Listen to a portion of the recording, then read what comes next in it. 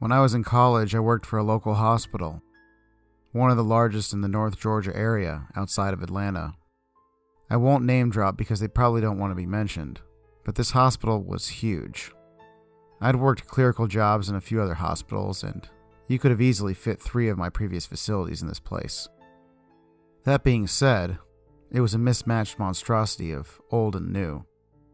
The new medical promenade might have been a modern architectural marvel, but areas like the ER and the admin hallway still looked much like they had in 1972. It's a place at war with itself, constantly changing, but also continually staying the same. That's probably why there are so many ghost stories connected to the place. Working at the front ER desk, I came in for a lot of rumors, especially since I worked the night shift. Security has an office in the ER, since it's where the biggest train wrecks usually happen. This meant that Carl, the night watchman, would usually wander over to hang out and watch YouTube videos when I wasn't checking people in. David, the late shift maintenance guy, and Mark, the 11 to 7 switchboard operator, were also pretty likely to come hang out if the night was slow and they're on break. Between the 3 of them, I've heard all the good stories from after hours. Some of them were kind of funny, like the nurses Carl walked in on screwing during a security check, or the handsome ER surgeon, Dr. Logan, who cried to Mark for 3 hours while he was stuck in an elevator that stopped working. These stories were fun, but they inevitably led to others about the hospital's haunted areas and the weird occurrences they sometimes witnessed. Some of them were clearly made up, like David telling me that his ladder disappeared from the 4th floor stairwell and appeared on the roof. But some of them were too weird to be pure fabrication. Certain areas of the hospital were definitely more active than others. Places like the South Promenade, where a girl had jumped to her death from the 4th floor railing. David claims to this day that he watched a shadowy figure drop to the tiles a few times, and the look on his face made me believe he probably wasn't lying. Then there was the matter of Mark's phantom phone calls every night. Mark claims that he gets at least 4 phone calls from the courtesy phone on the 3rd floor every night between midnight and 4 a.m. The caller never says anything, but Mark was sure he could hear a little whisper under all the static. One night, he had recorded the noises on his cell phone to let a friend listen who was into paranormal stuff. When his friend had processed it through a computer program, the caller had said Jackie and baby and love, but the rest had been gibberish. It happened at the same wee hours of the morning every day, and Mark had even sent Carl up to the phone on a few occasions to check for people playing jokes on him. Carl had reportedly said that the phone wasn't even plugged in, yet calls still came through. Then, of course, there was Shaky Leg Mary. Many members of the hospital staff had seen the entity known as Shaky Leg Mary. She's been seen in the ambulance bay, in the ER, in the pass-through hallway, where she was wheeled into surgery. But most often, she was seen wandering the OR hallways after hours. She had been a homeless woman who was run over in front of Mercy of Mary one night, long before I was hired. Her skull had been crushed, lungs mostly collapsed, and her left leg was a tangled mess of bones and flesh. They rushed her to the ER as quickly as they could, but she died on the table as they tried to operate on her. She made frequent appearances after that.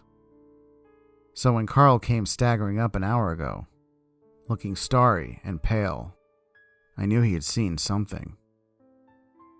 I figured he'd had another situation with a combative patient, but it turned out to be a little worse than that. "I just saw her," he whispered, like he was afraid to say it out loud. I gazed up from my YouTube video and clicked pause after one look at him. "Saw who?" I asked. "Mary," he said. "Shaky Leg Mary. I saw her in the surgical hallway." I told him to tell me the story, and he shakily obliged. Carl had been doing his rounds, as he usually did, when he saw her. He had come through the surgical center, checking doors and making sure everything was secured. It was 3 a.m., and he was making his way briskly about his appointed route, so he could stop by the cafeteria and get a cup of coffee before heading upstairs to continue.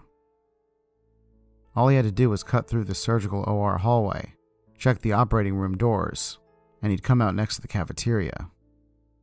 He had opened the door, and that's when he had seen her. She had been standing in the hallway, her back to Carl, and he pulled out his flashlight to shine it at her.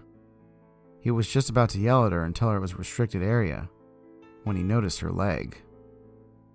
It was twisted up like a bent signpost, and he watched as it flexed weirdly beneath her.